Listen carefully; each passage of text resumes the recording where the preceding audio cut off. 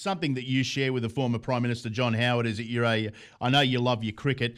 Sad news over the weekend that Shane Warne had passed away, and of course before that Rod Marsh as well.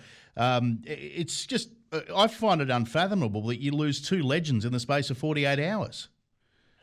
I can't. That's that. I can't deal with it. I mean, God, you've got me. I knew Shane. We talked. We had mutual friends. I recently had a conversation with him, and he said he'd been talking to Lloyd Williams about me. Then Lloyd and Shane and I said, we've got to get down to Mornington Peninsula. When you're okay, you knew I'd been in hospital and so on. And then you read this. I mean, the thing about the heart attack, the one thing about Shane, when people said to me, he died, I said, listen, there'll be no drugs. Shane hated drugs. He never took drugs. Mm. But sadly, if someone said to Shane that, 5 pills will help your hair stop falling out and so on, he'd take this stuff. He was besotted about getting his body and keeping his body in shape, and now this is what it's come to, this damn silly diet.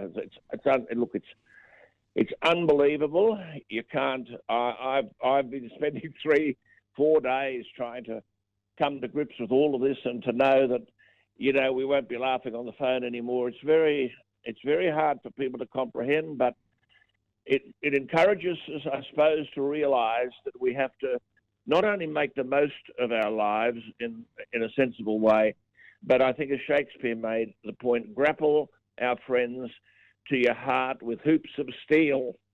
And because they're not always there. Yeah, Alan, I understand how you feel, and I think the only... Well, it's not a positive, but the great thing about the life of Shane Warne, that there were so many great stories and so many funny stories that his friends have been sharing over the last few days. Yeah. Well, I mean, one of the great stories is people don't understand that Gatting delivery, which is the delivery of the century, they say. And he was very close friends with Merv Hughes. And Merv said to him the night before, he said, look, son, I know you sort of want to go to bed and get yourself a good sleep, but a couple of beers will strengthen you up, you see. And Shane wasn't really a drinker. So he said, come out, well, a couple of beers ended about 1:30 in the morning. and Shane got to bed. He got up the next day and he was tired. And here he is playing his test at Lord's, and again, Gatting in England and all the rest of it. And it's the Ashes. And suddenly, and he's feeling a bit off, and I think Merv was feeling a bit on. And Alan Border, who, as resurrected Australian cricket brilliantly, but he was a tough bloke. And he said to Shane Warne, you're next, son, you're next. So Shane looked at Merv and said, mate, he's asking me to bowl. He's asking me to bowl now. And Merv said, just give them a couple of those, just those, your leg spins, just a couple of like this, you see. And they started talking. Well, lo and behold, the fast, I don't know which quick was on, but the oval took too long and it ended at lunch. So Shane doesn't bowl. So he goes off with Merv. He says, oh, thank God for that. He said, so he won't ask me after lunch, will he? He won't open after lunch with a spin but no, mate, forget it. Just don't worry about it. So Shane goes in, he can hardly eat anything for lunch, worried about when he's going to be asked to bowl his first ball in the Ashes.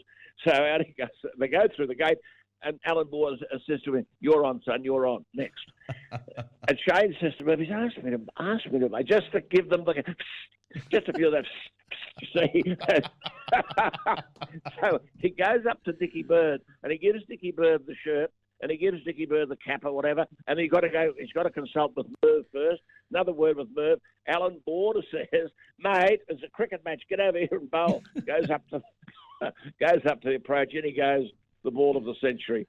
I mean, there are so many stories that could be told about Shane, and they're all endearing. I mean, he lived on both the good side and the wrong side of the road, but he never apologised for walking down either path. He crammed about 150 years into those 52 years. No two ways about that. Yes, indeed. Alan, I really appreciate you sharing that story with us. Good to talk to you, mate. We'll catch up next week. Thanks, Steve. Thank you, Steve. Bye-bye. Alan Jones, host of Alan Jones, Director of the People. Catch him Monday to Thursday, 8 p.m. on YouTube, Facebook, and at alanjones.com.au. And, of course, we'll have him back here next Thursday.